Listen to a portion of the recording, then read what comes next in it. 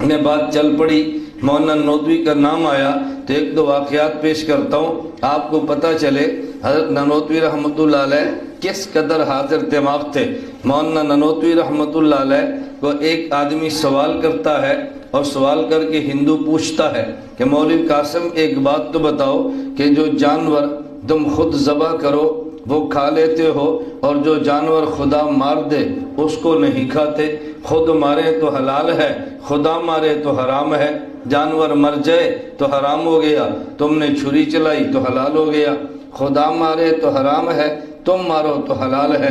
مولانا نانوتوی کا پھر فلسفہ ہے کہ جیسی روح ویسا فرشتہ، جیسا منہ ویسا تھپڑ۔ مولانا نانوتوی فرمانے لگے اچھا ایک نلکا تم نے لگایا، ایک خدا نے لگایا، تمہارے نلکے سے پانی آئے تو پی لیتے ہو، خدا نے جو لگایا اس سے آئے تو نہیں پیتے۔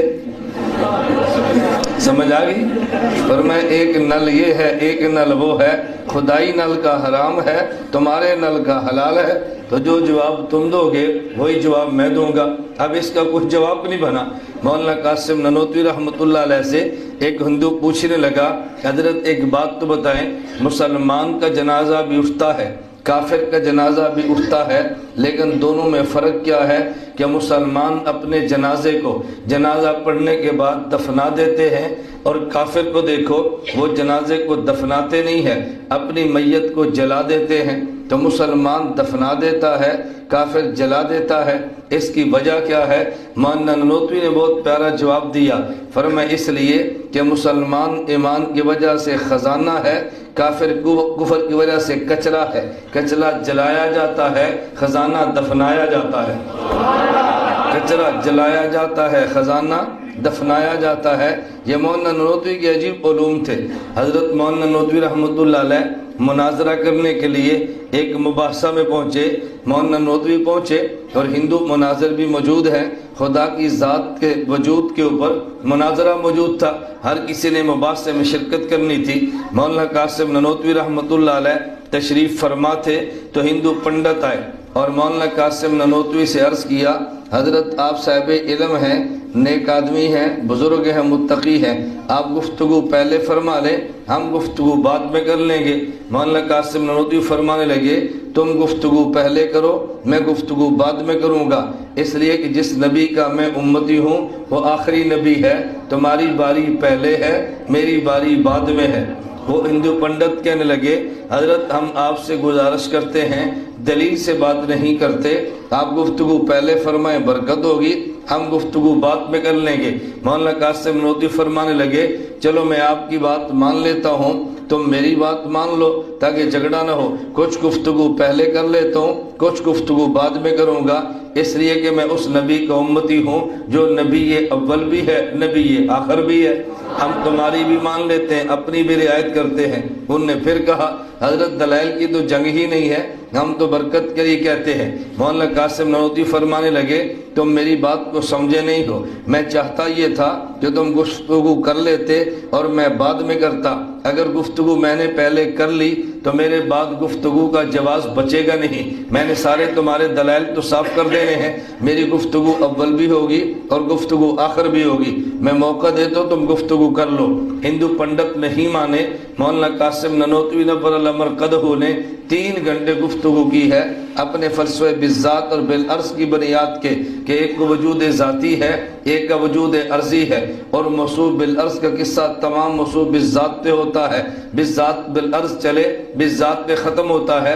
اس کی مثال کیا ہے؟ میں اس بحث میں الجھتا نہیں، میں صرف فلسفہ پیش کر رہا ہوں۔ اگر سورج نکلتا ہے اور اس کی روشنی دیوار پہ پڑتی ہے، دیوار تب تک روشن ہے جب تک سورج روشن موجود ہے، اس کی روشنی آپ دیکھو کہاں سے آتی ہے تو سورج سے، تو دیوار کو روشنی ملی ہے لیکن بے العرض ہے سورج کی وجہ سے، اور سورج کی روشنی بالذات ہے تو دیوار والی روشنی سورج پہ جا کے ختم ہوتی ہے۔ کائنات میں جتنے وجود ہیں یہ بالعرض ہیں، خدا کا وجود بالذات ہے، موصوف بالعرض ختم ہوتا ہے موصوف بالذات پہ۔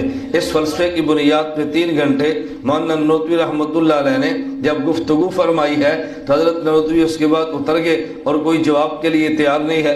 ہندو پنڈت نے فیصلہ کرتے ہوئے مولانا نانوتوی کے حق میں اعلان کیا، اس نے کہا آج قاسم نانوتوی انسان نہیں، انسان کی زبان پہ الہام کا فرشتہ بولا ہے۔ قاسم نانوتوی انسان نہیں، آج انسان کی زبان پہ الہام کا فرشتہ بولا ہے۔ مولانا قاسم نانوتوی جب اسٹیج سے اتر گئے، چند ہندو پنڈت آگے ایک نیا حملہ کیا۔ انہوں نے کہا مولوی قاسم اے کاش تو ہندو ہوتا تو دلی کے ایک چوک پہ تیرا بت بنا کے تیری پوجا کی جاتی۔ مولانا قاسم نانوتوی رحمۃ اللہ علیہ کو ہندو پنڈتوں نے ایک اور حملہ کیا۔ اس نے کہا مولوی قاسم تم مسلمان ہو، تمہاری قدر نہیں ہے، اگر تم ہندو ہوتے تو دہلی کے ایک چوک پہ تمہارا بت بنا کے تمہاری پوجا کی جاتی۔ مولانا قاسم نانوتوی رحمۃ اللہ علیہ علم بھی رکھتے تھے، تواضع بھی رکھتے تھے۔ مولانا نانوتوی نے عجیب جملہ فرمایا، فرمانے لگے تم اس لیے بت بنا کے پوجا کرتے ہو کہ تم میں قاسم ہوتا جو کوئی نہیں ہے، کوئی ایک آدھ ہوگا اس کے بت بنا لوگے، یا تو ختم نبوت کے صدقے ہر شہر میں قاسم موجود ہے، یہ کس کس کا بت بنا کر پوجیں گے؟ یہ کس کس کا بت بنا کر پوجیں گے؟ مولانا مظہر نانوتوی مولانا قاسم نانوتوی رحمۃ اللہ علیہ کے عزیز تھے۔ انہوں نے کہا حضرت میں نے خواب دیکھی ہے۔ فرمایا وہ کون سی؟ انہوں نے کہا جی فلاں شہر سے کچھ بطخیں اڑی ہیں اور میرے گھر میں آ کر اتر گئی ہیں، اس خواب کی تعبیر کیا ہے؟ مولانا قاسم نانوتوی رحمۃ اللہ علیہ نے پیار میں تعبیر دی۔ فرمایا اگر مٹھائی کھلاؤ تو پھر تعبیر یہ ہوگی کہ 20 روپے ماہانہ پہ تمہیں اسی شہر سے ملازمت کی تار آ جائے گی، اور اگر مٹھائی نہ کھلاؤ تو پھر 11 روپے ماہانہ پہ تمہیں اس شہر سے ملازمت کی تار آئے گی۔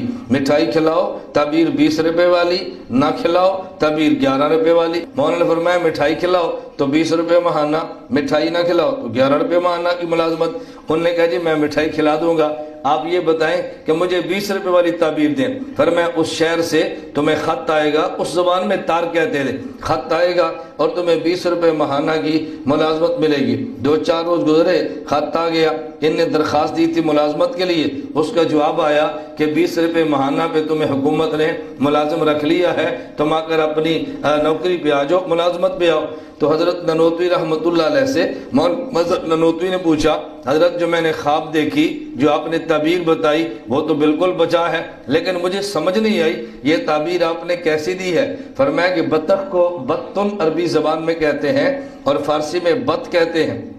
بطخ کو عربی زبان میں بطن، با اور تا مشدد، اس میں 2 تا ہیں، 2 توئیں ہیں، اور اگر تم فارسی میں کہو تو بط ایک با ہے اور ایک توئیں ہے نا، تا ایک ہے، اور ابجد کے اعتبار سے با کے عدد 2 آتے ہیں اور تا کے عدد 9 آتے ہیں۔ رسول اللہ صلی اللہ علیہ وسلم نے فرمایا کہ تعبیر دینے والے معبر کی تعبیر کے مطابق خواب آتی ہے۔ خواب کی تعبیر آسمان و زمین کے درمیان معلق اور لٹکی ہوتی ہے، جیسا معبر تعبیر دے گا ویسی اس کی خواب صادق آئے گی۔ تو اگر میرے اوپر تھا میں فارسی والی بط کہوں تو اس میں 1 با اور 2 تا ہے، تو با کا عدد 9 ہے اور با کا عدد 2 ہے اور تا کا 9 ہے، اور 9 اور 2 11 بنتے ہیں۔ اگر عربی والا ہوتا تو با 1 اور تا 2 ہے، 9 اور 2 11، 11 اور 9 20 بنتے ہیں۔ تو میری مرضی ہے میں فارسی والی بطخ لوں، میری مرضی ہے میں عربی والی لوں۔ تم مٹھائی نہ کھلاتے، ہم فارسی والی بطخ تعبیر میں دیتے، تم نے مٹھائی کا وعدہ کیا، ہم نے عربی والی بطخ تعبیر میں دے دی ہے۔